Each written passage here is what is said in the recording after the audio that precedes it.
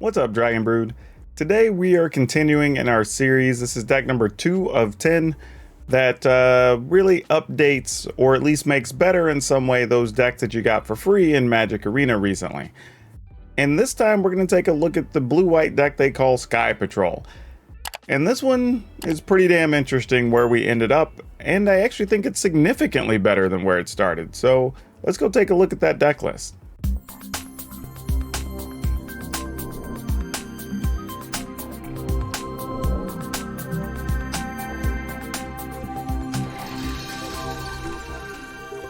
Now, this is the original Sky Patrol list, and like always, I go over these to kind of explain why we remove some cards out of the list, and then I'll show you the final list that we actually put cards into. And also, I want to say before we get started, don't forget you can check out shop.ultrapro.com if you want to get some sweet Magic merch to protect your stuff, whether that's binders, sleeves, deck boxes, all that stuff. And if you see something you like and you don't want to buy it through the website, you can just get the item number and the name and take it to your local store, and they can order it for you. And you can just pay your local store. So you help your local store out, still get something sweet for yourself. Now back to the deck list. We've started looking at this list, and I was kind of curious what it was even trying to do. And the tough part is, it's kind of trying to do some type of sub-theme here with Foretold, right? Because we're playing like the Karfell Harbinger that you can spend the mana to play Foretold spells. You've got Saw It Coming, Starnheim Unleashed, the Augury Raven, which isn't even that good of a foretell card. Behold the Multiverse, which is solid. But then you have stuff like one Cosmos Chargers, so you're trying to make that a theme, sort of. But then there's like McKindy Stampede, and you don't really have that many creatures, or not quality creatures, so it's kind of like a tough thing. Like, why is this card even in here? Guardians Hall, like this thing, just like, yeah, it has foretell, but it's not good. So yeah, we just had some things that were easy to cut out of this list. Portable Hull's a fine card for early removal. Stonebinder Familiar is okay if we're going to really lean heavy on that foretell stuff.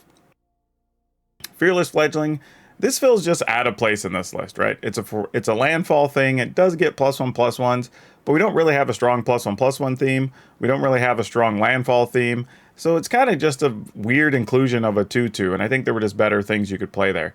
Obviously, Luminarch Aspirant's good. Depart the Realm. This lets you return a permanent, which is kind of cool. I don't really hate these type of cards. But it's not, other than just being a foretell spell, it's not really doing a lot for this list. This is also just kind of a meh card, not bad. Obviously, Spellbinder's good. We like that. Expel is fine. Apparition's good. Grazilax is fine in this list, but it is neat that you possibly get to reuse like a Spellbinder or something like that, which could be kind of cool. So I don't mind that interaction. Vega's actually okay, but also Vega's a legend, so you don't want multiples. And you kind of have to set things up before you can even get a bonus off of Vega. So that's like the other thing. You have generally going to want to be doing other things with your 3 mana, but it's not like an awful card. Like I said, the Raven, we don't really like. We want to cut this and just get this thing the hell out of there. And we're kind of 50-50 on if we're going to roll with Cosmos Charger or not. So let's hop over and take a look at the final list and where we ended up. Now, the first thing you're going to notice, like with all these upgrades, is we went from a bunch of like 1s and 2s of different things to having way more 3s and 4s. And that's the first issue with all of these decks, is just how do you make it more consistent? So you can draw the cards that you want when you need them, or the cards that go together when you have the other in play, right? You have to have multiple copies of them. That's the first thing.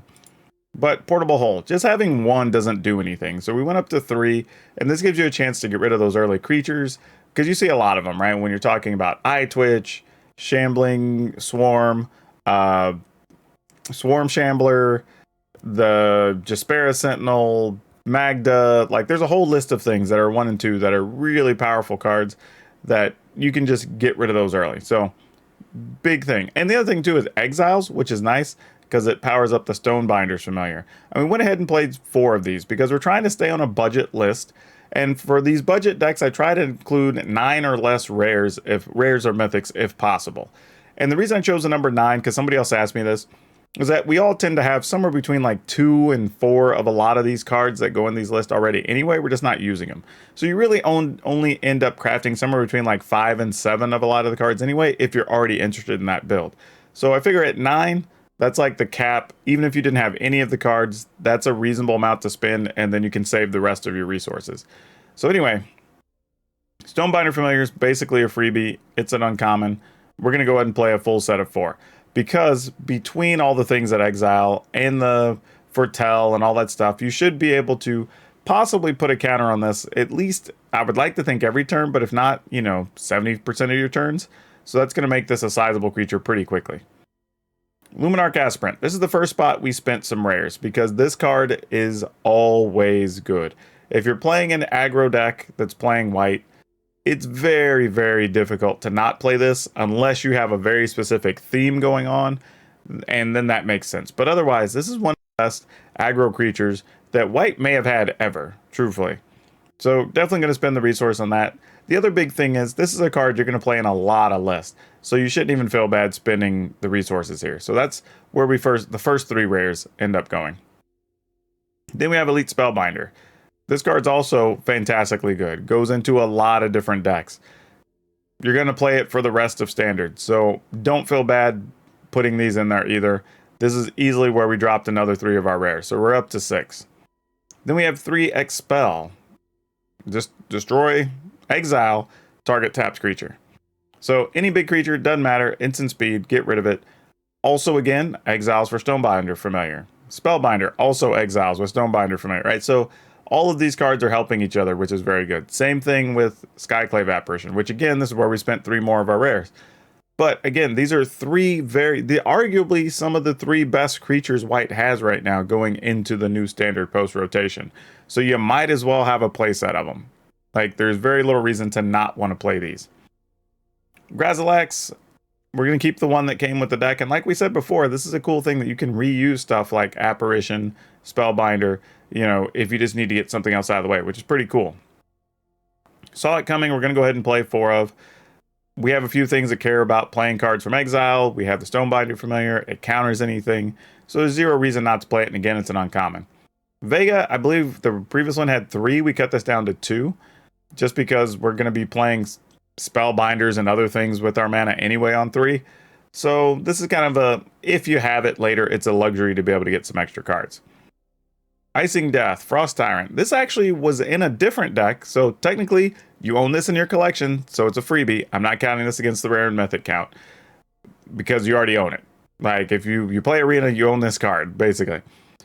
So 1 copy of this for a couple of reasons. 1, it does fly. It's a 4/3. It's something to do with your mana on 4, but it also can turn into a reasonable equipment that can make it easier for you to finish the game. So don't hate this card at all. It's a very good fill-in and better than the other cards that were in here. When you're talking about like the Augury Raven or whatever, you could pay 4 mana for a 3/3, or you can get a 4/3 with flying, with vigilance, and has a good upside if it dies. We kept the 1 Starnheim Unleashed because getting a bunch of angels late in the game is actually pretty spectacular. Don't hate that. And again, it's another foretell card, or in an emergency, it's just a 4/4 angel. So big fan of this. No problem. Behold the Multiverse, we went up to a full set of 4 because getting to draw more cards and scrying is fantastic. Again, it's another thing that foretells. So we found a way to keep the foretell theme along with having a little extra aggression in the list, which is really nice. Imrith Desert Doom. I believe this was also in another deck. So you get this one for free too. So love that. And it's a powerful card. It's another flyer. And that's another big thing about this deck. When you look at, you have Elite Spellbinder, you've got Vega, Icing Death, you have Starnhelm Unleashed, Imrith. So you have a fair amount of flyers you can come over the top with, which is really nice. And then we also have a Mind Flayer, which is also for free because this was in the blue-black list, which we'll get to in a day or two, I'm sure. But this is also very good. So this allows you to steal a creature and keep punching through. So between stuff like your Spellbinder keeping him from playing stuff, the Apparition getting rid of a thing, the Mind Flayer being able to steal something, like you can really control the board with these cards. So really, really good stuff. Also, another interesting, that's the best thing you could do. I won't go too deep into that. As far as lands, we were going to add creature lands, but unfortunately we're kind of at our limit on the rares already, so we couldn't do that. So we have 10 plains, 9 islands, 4 floodplains, and 1 hinge, and this is kind of what it came with. And we're not really pressing this too much because it's 19, 23, 24 lands. That's about right for what this deck wants. You do have some ways to draw cards and whatnot, and you do have some early plays, so it's okay. if you do end up wanting to add like a Cave of the Frost Dragon, something like that, that's totally reasonable. I don't think there's anything wrong with that. But like I said, it is more of a budget option consideration, which is why we didn't go with it. But yeah, I say it's totally fine. Treat yourself if you have them. Go for it. It's a good card. But overall, this actually plays okay, does a good job doing what it's trying to do. And the best part about this build versus where it started out is you have a very good early game now that this didn't have before. And you're not worried about a perfect curve because you do have a lot of cards that you can foretell. So you always have something to do with your mana on turns 2 and 3 anyway. So overall, I think this is going to perform a lot better for people who wanted a blue-white kind of aggro type deck on a budget. I think this really should be able to take care of you. But as always, let me know down in the comments if you like these types of videos or if you want other budget material. Still got more decks coming, so if you like it, I'll roll the rest out. Also, please, if you haven't, remember to like, subscribe, do all that good stuff for the content. Be a supporter wherever you're watching this. And please, please, please, remember to be awesome to each other. That's all I have for you for now. We'll see you next time.